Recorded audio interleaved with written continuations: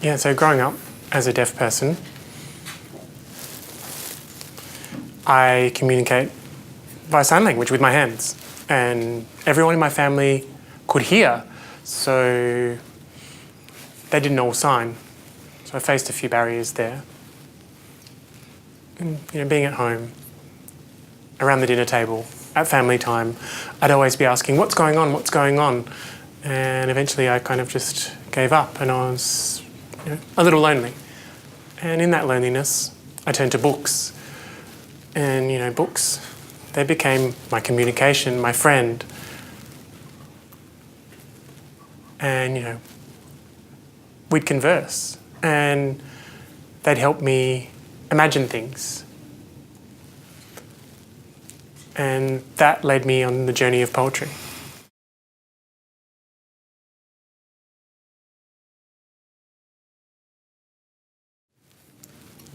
I guess growing up, people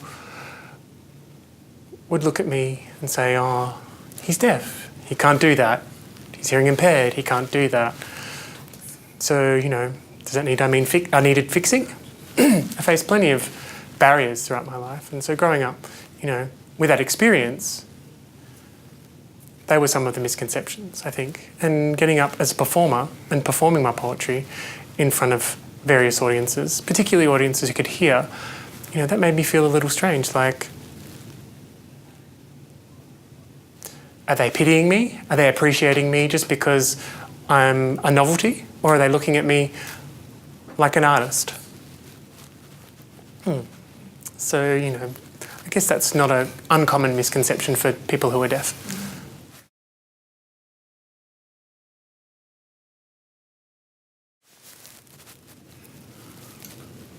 So, I can't really make or produce poetry, on a whim or on demand. I don't, with a busy sort of environment or a busy mind, I don't produce poetry very well. But if I'm in a place where I'm alone, it's quiet, I have solitude, that's where I'm most creative. Or, at home with a glass of wine, having some downtime, or when I'm feeling frustrated or there's something I really need to say, that's when I'm most productive. And it may be first thing in the morning, it may be last thing at night. And I'll work on it until I perfect it.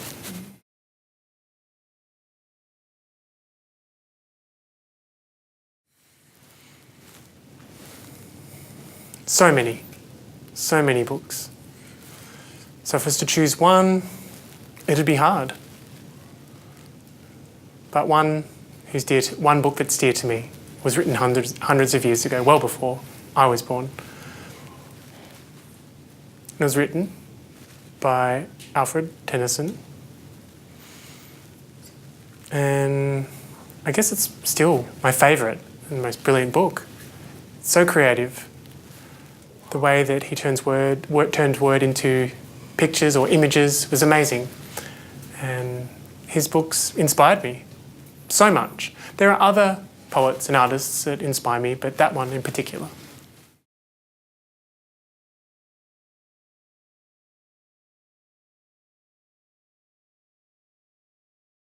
So, starting out as a young poet, and reading books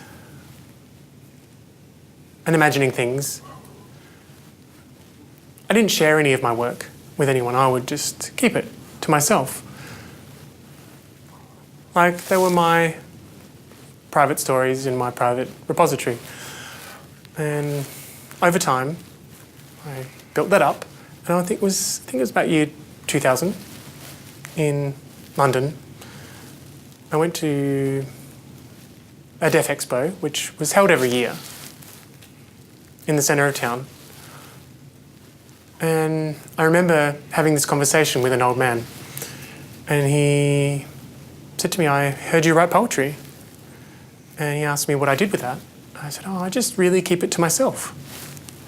He was like, you keep it to yourself, do you? Well, don't keep it to yourself. Get it out. Share it with the world.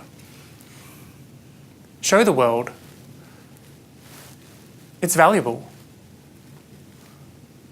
And that really shook me. And I started performing from then on. You know, if that old man hadn't asked me or confronted me with those questions, I guess I would just be keeping them to myself or maybe just sharing them with my close friends. So that moment was significant. That really inspired me to share my poetry with the world.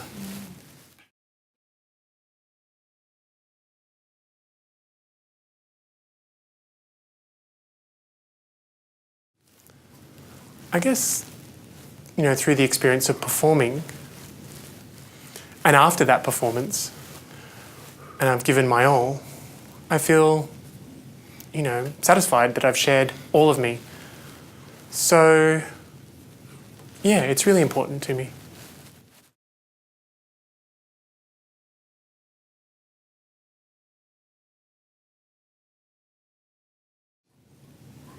So, one highlight is when I was living in London, one of the deaf schools asked me to go out and do some workshops with some children.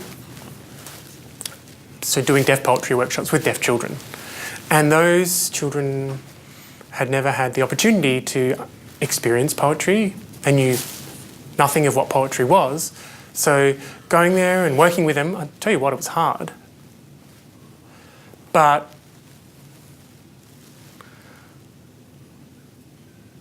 you know, at the end of the day, when we'd finished up and it was time for them to perform, and seeing those kids perform, it was just phenomenal.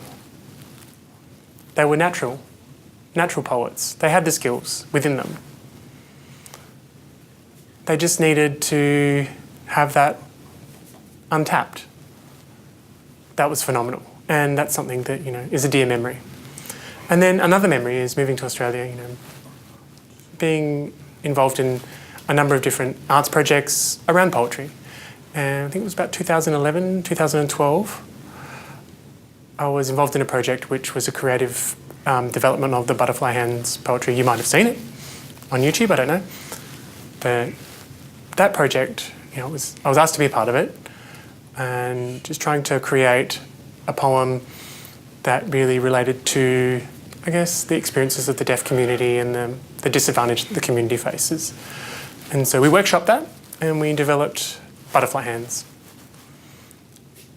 And that poem and the performing of that, you know, I performed that in front of hundreds of people at Federation Square in Melbourne.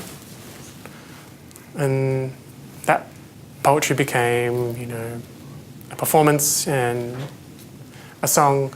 And so that was amazing. And I've been involved with a number of other projects since. And, you know, I'll tell you what, they all inspire me.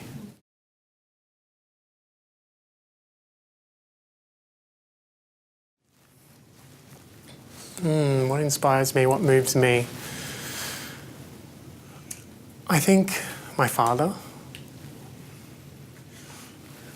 He was a strict man. We didn't have the best communication, but he was brilliant with words.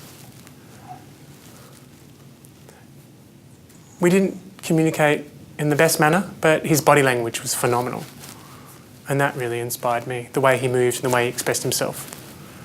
And, you know, meeting other deaf people and other artists. And again, that old deaf man who really encouraged me to perform, who inspired me to into being the artist I am now. Without that, I don't know where I'd be. I really don't know.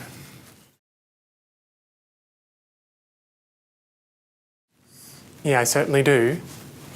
So in Auslan, the sign for poetry or poet or for poem is signed like this, which is a visual representation of painting. So you're painting poetry. Poetry is painting. So that's my favourite quote.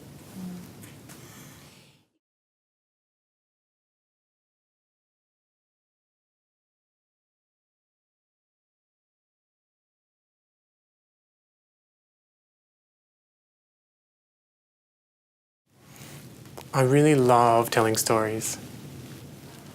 So I guess without poetry, I think I'd be a storyteller. So, I often go camping, spend time with friends, sit around the bonfire, with everybody around, telling stories. I love it. I think that's something I would love to do. I think naturally I'm a storyteller.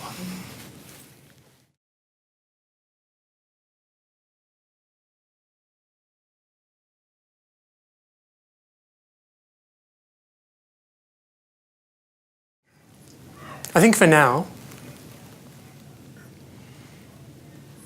the mainstream community have arts events, have book launches, have heaps of opportunity. But deaf people, they don't have so much. And, poetry is mostly the written word. Our poetry is done with our hands and it's a visual language. So, before the year 2000, technology and media platforms didn't exist like YouTube. So, with the advent of new technology and new media, all those other platforms like YouTube and social media have really accelerated that accessibility. So now we can just click on a video where it's signed. So hopefully the deaf community can be inspired by what's possible and produce stories and poetry, and it can be shared throughout the world. That's what I'd really love.